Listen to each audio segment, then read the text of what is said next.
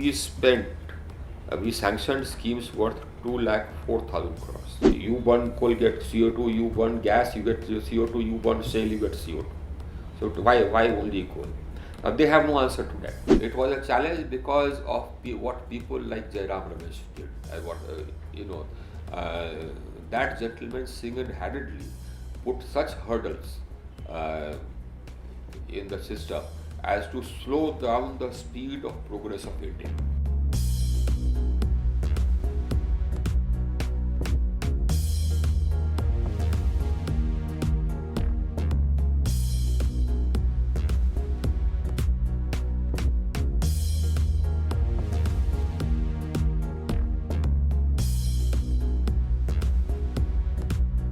Just setting up capacity was not enough. You needed to be able to transfer it. So we added almost about 169,000 circuit kilometers of transmission lines during my tenure. And now we can transfer 112,000 megawatts from one corner of the country to another. That means that we've unified the whole country into one market. Now you can generate power in Guwahati and sell it in Tiruchirappalli or wherever, right? Or vice versa. So this unified the country into one market. Now we had started schemes, Deen Dayal Gram Yojana, IPDS, etc., and RE schemes for strengthening the distribution system. We sanctioned schemes worth 2,04,000 crores and spent it. Got the work done through distribution companies, mind you, the same distribution companies whom people look down upon, the same state governments. All this work we got done through state governments. We give the money, we sanction the scheme, we have an oversight. But who executes this, except apart from the transmission? As far as generation is concerned, the developers execute it. As far as transmission is concerned, we execute it. As far as distribution is concerned, the distribution companies execute it. We got it done. And we added almost about 2,900 new substations, upgraded almost about 3,900, about 4,000 substations we upgraded. We added almost about 8 lakh circuit kilometers of HT and LT lines. And all this resulted in the availability of power in rural areas going up. And this is independent service, not only, we monitor feeders, but not only for feeder monitoring, but independent service confirmed that. We increased the availability of power in rural areas from about 12 hours in 2015 to almost about 22 hours today, 22 and a half hours. That's rural areas, mind you. So we've transformed the power sector as far as availability, access, etc. is concerned. Okay, we just have had COPS 27 and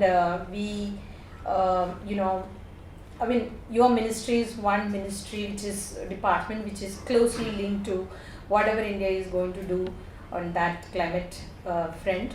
So we would like you to tell us what according to you are the outcome of this meeting and also the summit, and also what are the takeaways? Again, you see what happened was that in COP26 they added a line. They wanted to add phase out of coal, but thereafter India objected, so they added phase down of coal.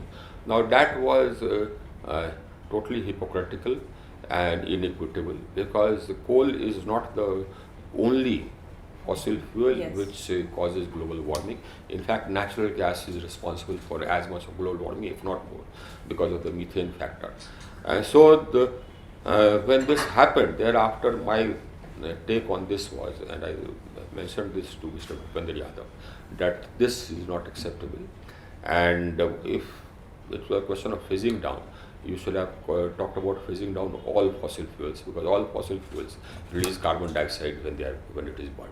So we use one fossil fuel which we have coal, we use it. Somebody has gas, that country uses gas. Somebody has shale, that country uses shale. So, but all of these emit. Now, if you want transition, you have to phase down all these fossil fuels. So why single out coal? Now, this point was raised in COP27. And somehow or the other, you see some countries, I call them hypocrites, as the developed countries, except one or two, opposed including fossil fuels. I said that instead of coal, have fossil fuels. Some countries, the developed countries, have opposed it. There is no logic. behind opposing it? Tell me the logic.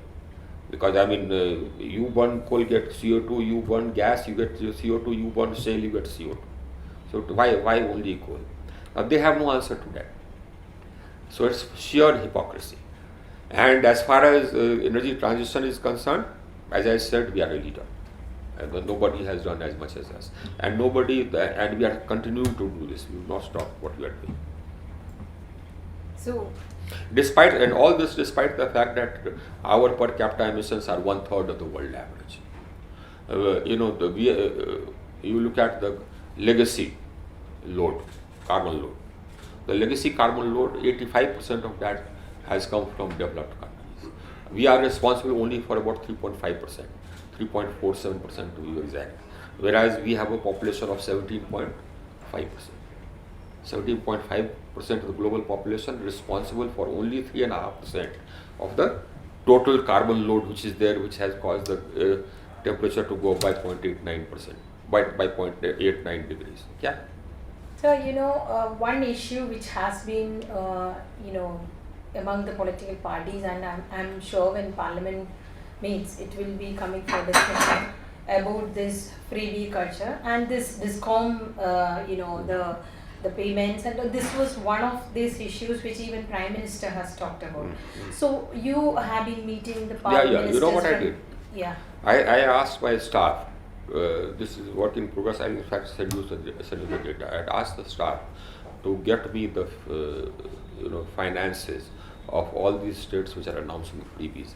You know something, Delhi for the first time has become negative. First time? Become negative. Okay. Its current revenues do not cover its current expenses. Punjab is in a debt trap. They borrow to pay for the loans which they have taken earlier. All these freebies are being given by the taking loans, by burdening the future generations. I don't mind if you give freebies if you have the money, but you can't borrow, encumber future generations just in order to get into office. So have you had any discussion with the power ministers, or did you take it up with? We have a conference of power ministers every Yes, 4 or 5 months. We had a conference in Udaipur. Now most of the power ministers were there. So this point I made. I said that look, I don't mind.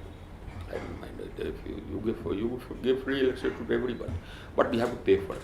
If you don't pay for it, I mean, if you don't want the consumer to pay, you have to pay. That means you don't pay from your pocket, right? You pay from the people's pocket, from the budget, but you must pay for it. If you don't, the electricity will get cut off. We've already put that in place. DNA obviously is seen as a big progressive step, but under MBED there are concerns that, say, a state like Punjab, which state Genco has a unit in Punjab, which might not be very viable because coal is coming from Jharkhand or Chhattisgarh. So will he find space in the merit order, and if he doesn't, from an energy security point of view, the Genco decides to shut that plant down? Can you come again? Punjab, for example. Punjab, there's a unit. So Punjab has a capacity which is not scheduling for the next 1 month. You are saying because it's not figuring in the merit order. His tariff is higher, so he's not figuring in the merit order. Is there a danger that, say, those kind of unviable plants which are not figuring on the merit order, they might just decide to shut those down because they're not able to sell them? You see, basically, if there were a situation where the capacity is surplus, then yes, and then it makes sense, logical, that the capacity which is inefficient shuts down first. So that doesn't worry me. But today the situation is different. As I said, we have installed capacity more than our demand. Our capacity is 404 gigawatts. Our max demand is 215. But that is capacity. To run it, you also need to coal. That I see in the list of questions which you transmitted to me. That is a challenge. Is a challenge because for a long time we had a system which was totally public sector. So, number one, it was a challenge because of what people like Jairam Ramesh did. That gentleman single-handedly put such hurdles in the system as to slow down the speed of progress of India. When he was environment minister, he put in place such convoluted environmental laws that if you want to start a new mine, we have the coal under the ground. You want to start a new mine? Okay, fine. You start applying for the environmental clearance. How long will you take to get the clearance? A conservative estimate is that you will take at least 1.5 years to get the clearance. 1.5 years gone there.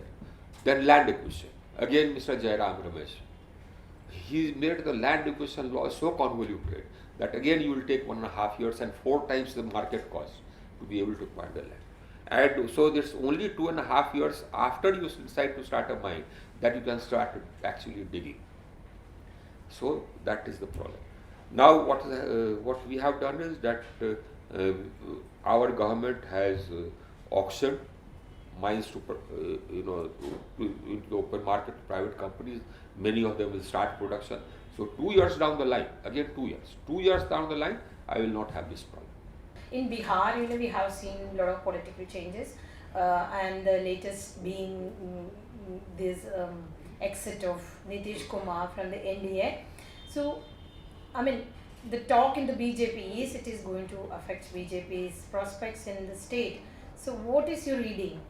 How is the party trying to kind of overcome the loss of before apparent loss of votes?